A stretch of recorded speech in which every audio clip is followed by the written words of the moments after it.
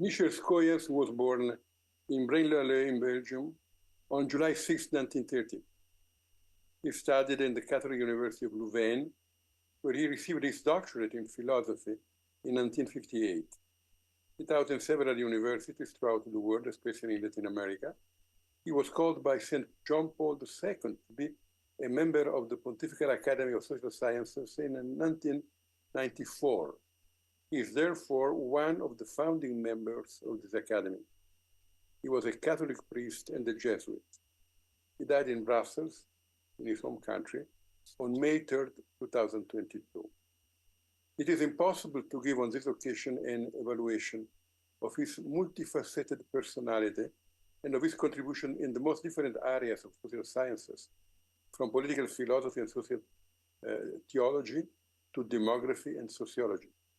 He was a very conscientious scholar, but his research was not merely academical.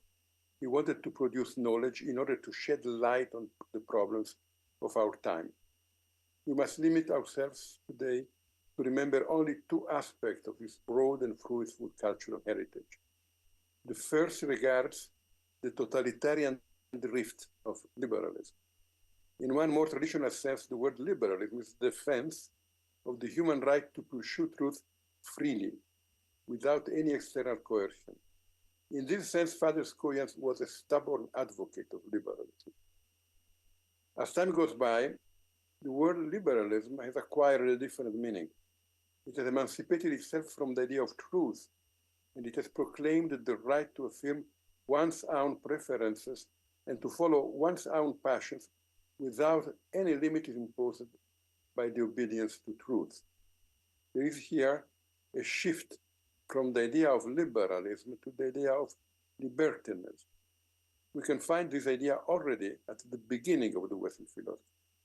Plato, in the State, makes us acquainted with Thrasymachos, the sophist.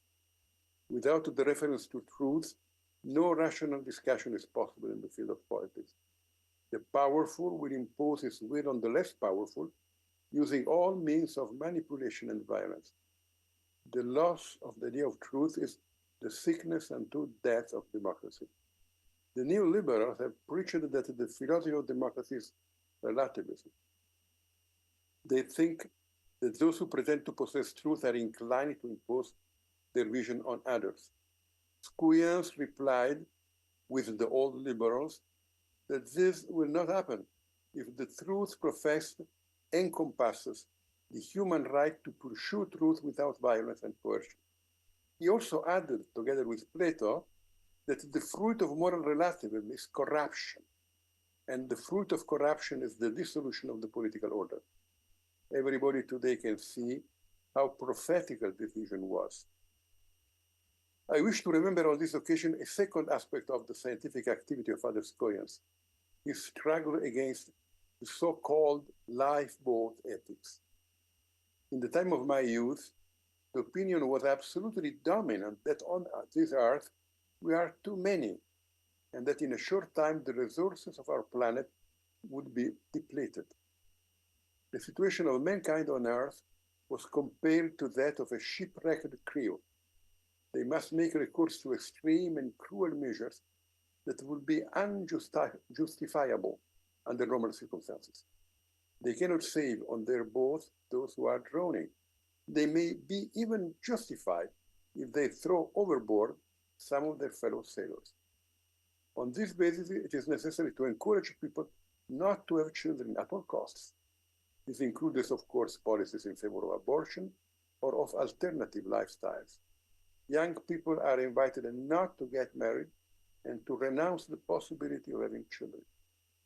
Father Schooyans has documented that the major premise of this syllogism on which the lifeboat ethics is based is not just questionable. It is outrightly, egregiously false. It is not true that we are too many, and he gives evidence of this matter of fact in three steps. First, the unsustainable pressure on the natural environment, recently denounced by Pope Francis in the encyclical Laudato Si, is dependent upon the overconsumption of the rich, and not on the overpopulation of the poor. Second, The reason why so many people in the world are starving is not a food shortage. There is food in abundance for all. The problem is that many people do not have the money to buy it.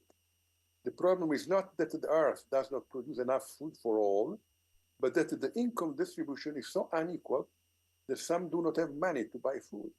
Third, population growth has stopped. We are reaching a break-even point. Some demographers think we already reached it. Others, that it will be reached in the next decades. What lies beyond the break-even point is the demographical winter.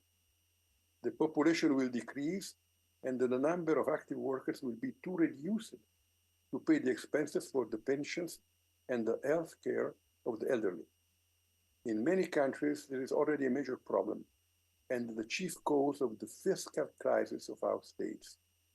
It is open to discussion how much of this demographic trend is dependent upon the lifeboat ethics measures taken by some states and international organizations, and how much is just dependent upon the autonomous decisions of men and women exercising their responsible parenthood. Such was the force of the campaign in favor of abortion that today many people keep speaking of the demographical bomb and make the Catholic Church responsible for it, while there is in the science of demography an unanimous consensus on the fact that the real problem is the demographic winter, and reality has not confirmed the expectations of the anti-natalist movement. Father Michel Schooyans struggled against this tide in the years when nobody dared contrast it. He was often isolated, but never intimidated. He was never afraid because he was a man of faith and a scrupulous scientist who took into consideration all available data. He was short of stature, very courageous in defense of truth, but rather timid and reserved in his private life. He had a winning smile. He loved the church and was well aware of the fact that man is the way of the church. He is out of our time. He enters the other that has no end. So,